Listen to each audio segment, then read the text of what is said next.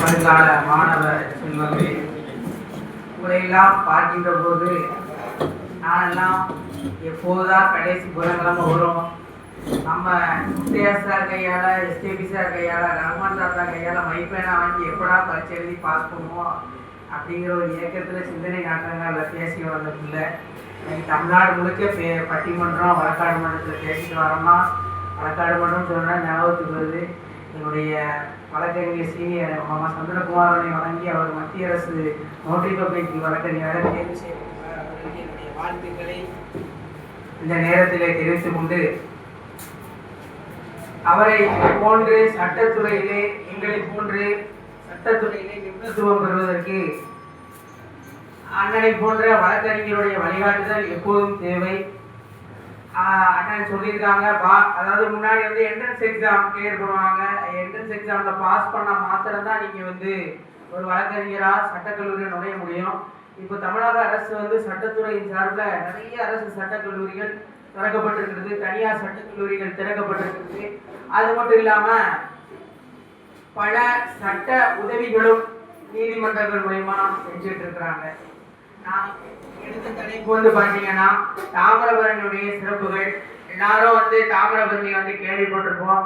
தாமிரபரணி நதி எப்படி தோன்றுச்சுன்னா, தொல்காப்பியத்துக்கு அகரம் எழுதிய ஒரு நதி நம்முடைய பொருணை எண்ணெய் தாமிரபரணி தான்.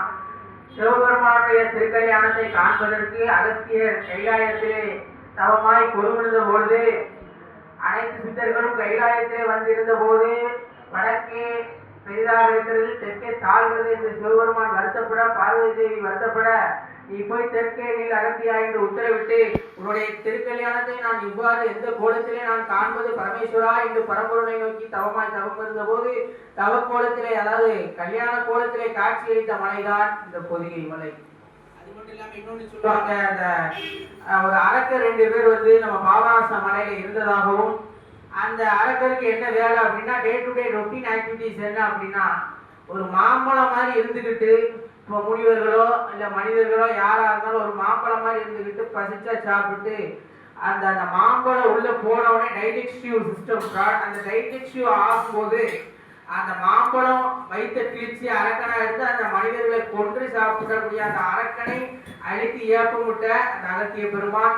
அது மட்டும் இல்லாமல் தாமிரபரணி என்ற நதி வந்து பூங்குளம் என்ற ஒரு அருமையான குளத்திலிருந்து தோன்றுகிறது. இந்த ஆதாரத்தை நான் எங்க எடுத்தோம்னா, அருமை எழுத்தாளர் கல்வெட்டியலாளர் அண்ணன் முத்தாளங்குறிச்சி காமராசன் அவர்கள் தாமிரபரணி மகாதிமியம் என்ற நூலை எழுதியிருக்கிறார். அவர் எனக்கு பரிசாக தந்த புத்தகம் தான் இந்த செய்திகளை எல்லாம் உங்களுக்கு காட்டுகிறது. அது மட்டும் இல்லாமல் நம்மளை சுற்றி இருக்கக்கூடிய கோவிநாத சுவாமி திருக்கோயில்ல யமனுக்கே யமனுடைய மனைவி தன்னுடைய யமனுக்கு சாப விமோசனம் பெற்றதாக வரலாறு இருக்கிறது.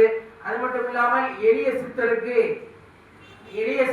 ஆதிமான் கட்டிய கோயில் திருப்படைமுதூர் கோயிலில் எளிய சித்தருக்கு மறுகரையிலே நின்று காட்சியளித்த நமது சிவபெருமானும், அது மட்டும் இல்லாமல் அரியமன்னனுடைய பெயரால் அரியேசநல்லூரிலே கொழுவிருக்கக்கூடிய தற்போது சமீபத்திலே கும்பாபிஷேகம் நடைபெற்ற அரியேசநல்லூர் கோயிலும் தென் திருப்புவனம் உலகத்திலே, அதாவது தமிழ்நாட்டிலே எனக்கு தெரிஞ்சு கால் மாற்றி உட்கார்ந்த தட்சிணாமூர்த்தினா ஒருத்தர் தான் நினைக்கிறேன். அந்த கோயிலும் முக்குடல் முத்துமாலையம்மன் கோவிலும் பல கோயிலும் இருக்கு. அது மட்டும் இல்லாம கங்கையில குளிச்சா புனிதம் தான். ஆனா அந்த கங்கைய புனிதமாக்குகிற நீர் நமது தாமிரபரணி, அந்த கங்கை நதியை புனிதமாக்குகிற நீர் நம்மளுடைய தாமிரபரணி நீர். அதுக்கு என்ன விசேஷம் எடுப்பாங்கன்னா, மார்கழி மாசம் 31 நாளும் கங்கையில வந்து எப்படி அழுக்காக இருக்கணும்னா, அங்க இறந்த பிணங்களை எரிக்கின்ற போது அவர்கள் மேல் இருக்கின்ற அழுக்கெல்லாம் வந்து தாமிரபரணி, அதாவது கங்கையில வந்து படித்திருக்கின்ற போது கங்கை நதி தாமிரபரணி முறையிடுமா, இனி சுத்தம் செய் தாமிரபரணி நதி அப்படின்னு முறையிட்ட போது தாமிரபரணி மார்கழி மாதம் முழுவதும் கங்கை தாமிரபரணியிலே நீராடி செல்வதாக ஐதீகம் இருக்கிறது. இது போன்ற பல தகவல்கள் நம்முடைய பொருணை எண்ணெய் தாமிரபரணி பற்றி இருக்கிறது. வருகின்ற கூட்டங்களில் உங்களுக்கு விழாவரியாக எடுத்துக் கூறுவதற்கு வாசகரோட்டம் அனுமதிக்கும் என்று கூறி என்னை பேச அழைத்த அருமை மாமா சேரை பணிமனையின் அடுத்த தூணாக இருக்கக்கூடிய மாமா அவர்களையும் வணங்கி, இலியாஸ் மாமா அவர்களையும் வணங்கி சந்திரசேகர் ஐயா அவர்களையும் வணங்கி செல்வம் அவர்களையும் வணங்கி விடைபெறுகிறேன். நன்றி, வணக்கம்.